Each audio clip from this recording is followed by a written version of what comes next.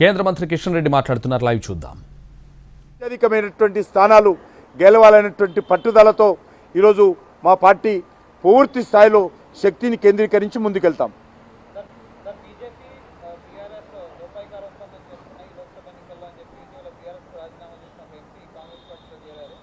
ఆయన అడిగి ఏందో ఆ సాక్ష్యాలు అడుగు మనొకటి చెప్పా. నేను ఒకటన్నా నేను చెప్తున్నా ఇప్పుడు అన్నీ నేను అనేక ఆధారాలు కాంగ్రెస్ పార్టీ బీఆర్ఎస్ ఒకటే నేను గతంలో కూడా చెప్పాను కాబట్టి ఒక్కటనే చెప్పానండి.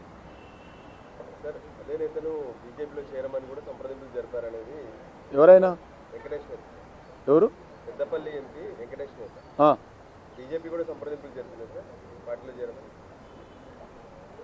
ఎవరైనా బీజేపీలో చేరుతా అంటే చేరొద్దంటమా చేరొద్దంటమా అంటున్నాను. నాకు తెలియదు ఆయన సంగతిగా నేను చెప్తున్నాను. ఎవరైనా బీజేపీలో ఎవరైనా చేరుతామంటే ఎందుకు వద్దంటాం? డెమోక్రటిక్ పార్టీ మరి.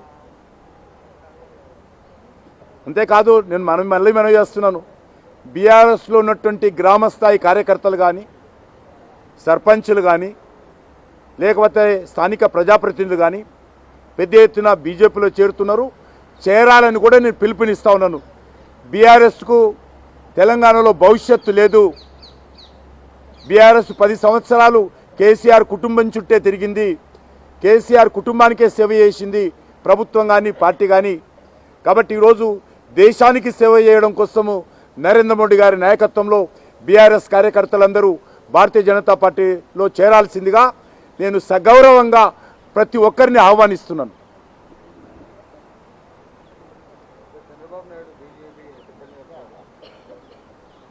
నాకు తెలియదు, అది ఆంధ్రప్రదేశ్లో అడుగు. తెలంగాణ విషయం నేను ఇప్పుడే స్పష్టంగా చెప్పినా నువ్వు లేట్ వచ్చినావు. మనం చెప్పినా కదా నేను తెలంగాణలో అన్ని సీట్లకు పోటీ చేస్తామని. నేను అన్ని సీట్లకు భారతీయ జనతా పార్టీ 17 సీట్లకు పోటీ చేయబోతున్నాం. నేను చెప్పినాక మీరు ప్రశ్నగా నేను క్లియర్గా ఇచ్చినాక మీకు ఎందుకు ఇంకా 17 సీట్లు భారతీయ జనతా పార్టీ అభ్యర్థులు తెలంగాణలో పోటీ చేయబోతున్నారు. మెజార్టీ సీట్లు గెలవబోతున్నాం. ఇస్తా లిస్ట్ ఇస్తా కదా. లేట్ వచ్చినావు నువ్వు. నేను చెప్పాను రేపు పార్లమెంట్ బోర్డు రేపు ఎలక్షన్ కమిటీ మీటింగ్ ఉందని కూడా చెప్పాను. ఇక్కడనే తెలంగాణ ఎలక్షన్ కమిటీ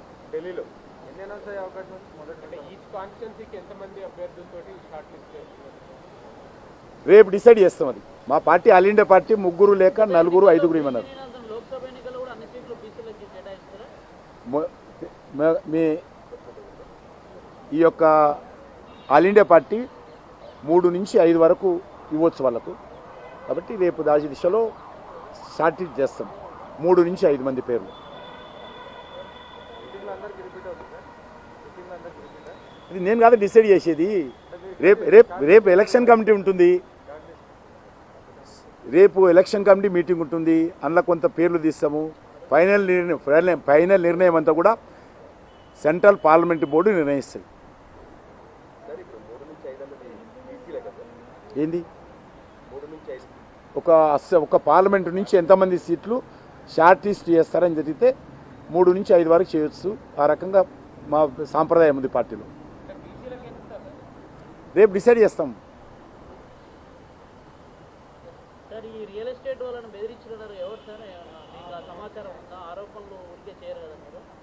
ఉన్నాయి, చాలా ఉన్నాయి.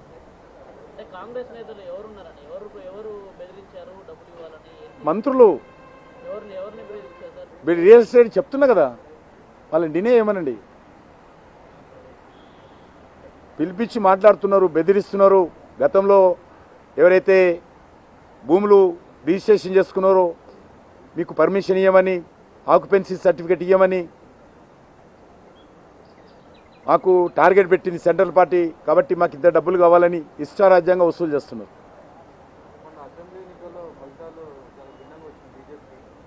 ఏం రాలేదు, మాకు అనుకూలంగానే వచ్చి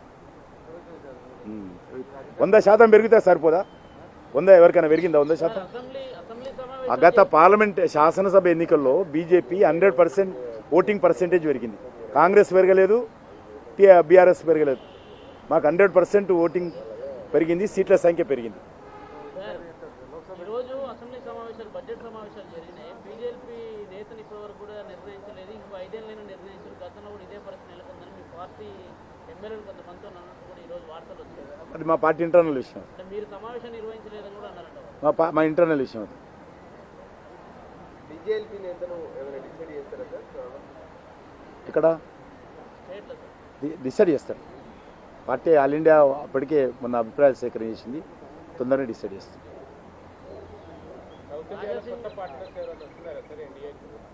తెలంగాణలో లేరు, తెలంగాణలో స్వతంత్రంగా అన్ని సీట్లకు పోటీ చేస్తాం. ఎవరైనా సపోర్ట్ చేసినా అవుట్ సైడ్స్ని సపోర్ట్ చేస్తాం. నాకు తెలియదు. ఇంకా సీట్లే కలదు, ఇప్పటి నుంచి తొందర ఎందుకే బాబు. ఇప్పుడైతే అధికారంలోకి వస్తాం తప్పకుండా.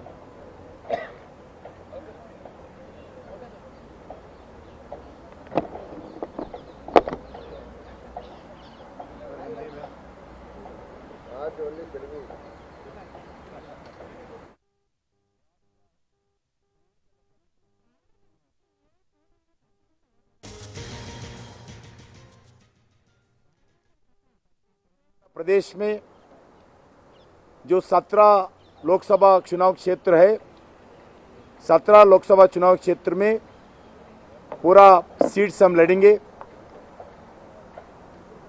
पूरा सीट्स जीतने के लिए पूरा इलेक्शन पूरा शक्ति लगाकर हम लड़ेंगे. कल हमारा तेलंगाना पार्टी का इलेक्शन कमेटी का